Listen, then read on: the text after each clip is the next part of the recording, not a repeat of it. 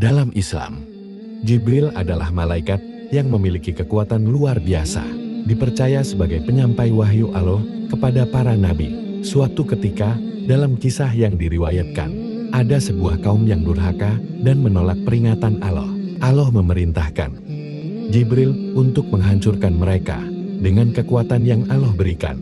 Jibril turun dari langit dengan satu teriakan dahsyat yang mengguncang bumi. Suaranya begitu kuat hingga menghancurkan kota, merobohkan bangunan, dan mematikan para penduduknya seketika. Dalam Al-Quran, hal ini disinggung dalam beberapa ayat, seperti kaum Samud yang dihancurkan oleh suara keras. Kisah ini mengingatkan umat manusia akan kekuasaan Allah, bahwa meskipun Jibril memiliki kekuatan luar biasa, semuanya hanya terjadi atas izinnya. Pesan ini mengajak kita untuk selalu taat kepada Allah.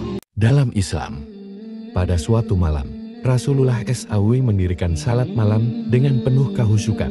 Dalam sujudnya yang panjang, beliau berdoa dengan tangisan yang mendalam, memohon ampunan bagi umatnya. Tangis beliau begitu pilu, hingga malaikat Jibril turun dari langit, membawa kabar bahwa tangisan itu mengguncang arsy Allah. Jibril bertanya, "Ya Rasulullah, apa yang membuatmu menangis sedemikian rupa?" Rasulullah menjawab, "Aku khawatir akan nasib umatku di akhirat."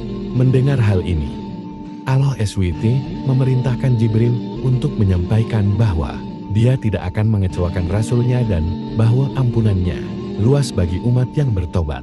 Begitu besar cinta Rasulullah kepada umatnya, hingga tangis beliau menjadi sebab rahmat Allah bagi kita semua.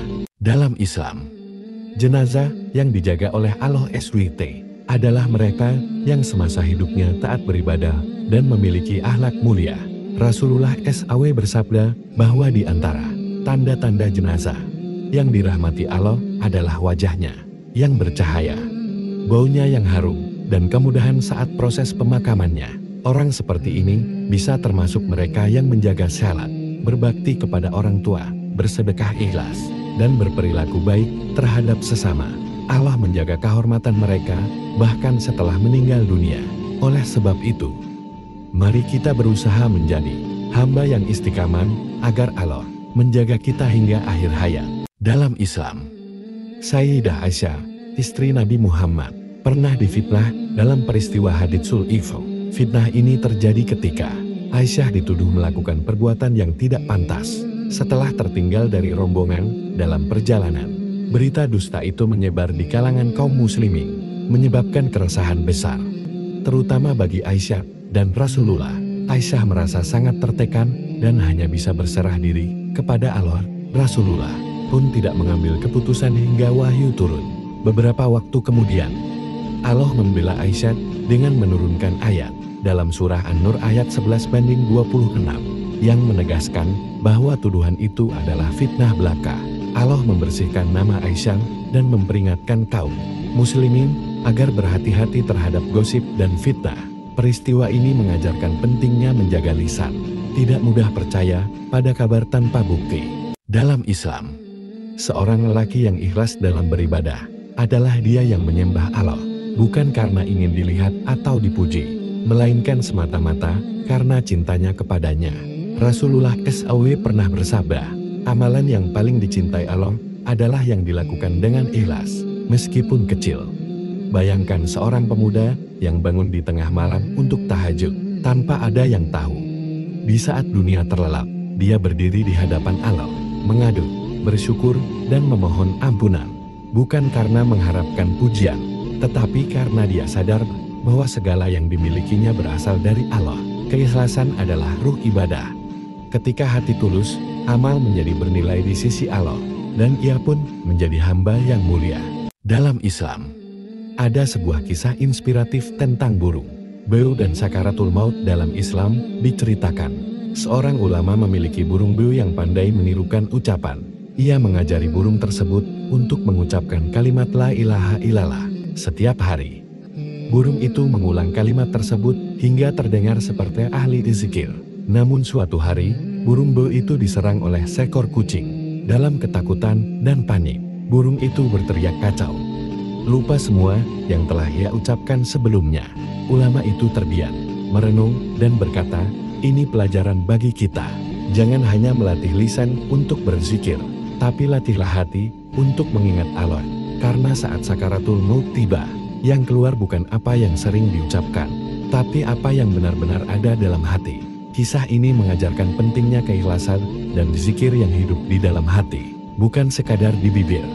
Dalam Islam, di sebuah kampung kecil di masa Rasulullah SAW, hiduplah seorang pemuda bernama Alqamah. Ia dikenal sebagai pemuda yang soleh, rajin beribadah, dan ahli sedekah. Namun, saat ajal mendekat, Alqamah menghadapi kesulitan luar biasa untuk mengucap kalimat la ilaha illallah. Rasulullah SAW diberitahu, lalu beliau bertanya, apakah Alqamah memiliki masalah dengan ibunya? Ternyata, Alqamah sering menyakiti hati ibunya meski ia baik kepada orang lain. Rasulullah pun meminta ibunya datang. Ibunya mengaku masih menyimpan luka hati atas sikap Alqamah. Rasulullah berkata, jika engkau tidak memaafkannya, ia akan binasa. Sang ibu luluh memaafkan Alqamah dan berdoa untuknya. Dengan izin Allah, Alqamah pun mampu mengucapkan kalimat tauhid sebelum wafatnya. Kisah ini mengajarkan bahwa bakti kepada orang tua. Dalam Islam, mabuk adalah perbuatan yang dilarang karena menghilangkan kesadaran dan akal sehat. Rasulullah SAW bersabda, barang siapa minum minuman memabukkan, maka tidak diterima salatnya selama 40 hari. Namun jika ia bertaubat, Allah akan mengampuninya. Tetapi jika ia mengulanginya lagi, maka Allah akan menghukumnya. H.R. Ibnu Majah.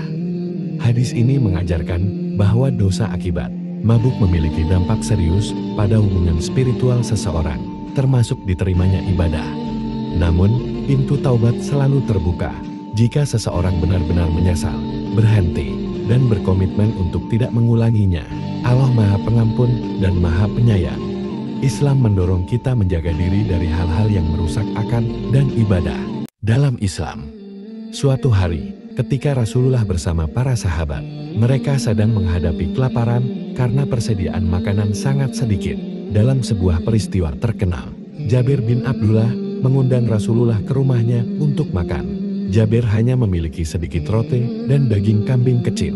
Rasulullah meminta semua sahabat yang hadir, sekitar 1000 orang, untuk ikut makan. Dengan izin Allah, Rasulullah membaca doa dan memberkahi makanan tersebut. Ajaibnya, makanan yang sedikit itu tidak habis-habis, dan semua sahabat makan sampai kenyang. Bahkan setelah itu, makanan masih tersisa. Mukjizat ini menunjukkan kekuasaan Allah dan keberkahan dari Rasulullah, sekaligus mengajarkan keimanan dan rasa syukur atas rezeki yang Allah berikan. Dalam Islam, pada masa awal dakwah Islam, kaum Quraisy di Makkah merasa terancam oleh ajaran Rasulullah. Mereka khawatir ajaran Islam akan meruntuhkan tradisi nenek moyang mereka dan kekuasaan suku Quraisy. Salah satu rencana jahat mereka adalah untuk membunuh Rasulullah. Para pemimpin Quraisy, termasuk Abu Jahal, berkumpul di Darun Nadwa untuk menyusun strategi. Mereka memutuskan bahwa setiap suku akan mengirim seorang pemuda kuat untuk bersama-sama menyerang Rasulullah dengan pedang, sehingga tanggung jawab pembunuhan tersebar ke seluruh suku, dan Bani Hashim, suku Rasulullah, tidak akan mampu membalas dendam. Namun, Allah melindungi nabinya. Melalui wahyu, Rasulullah diberitahu tentang rencana itu. Pada malam yang sama, beliau memerintahkan Ali bin Abi Thalib untuk tidur di tempat tidurnya.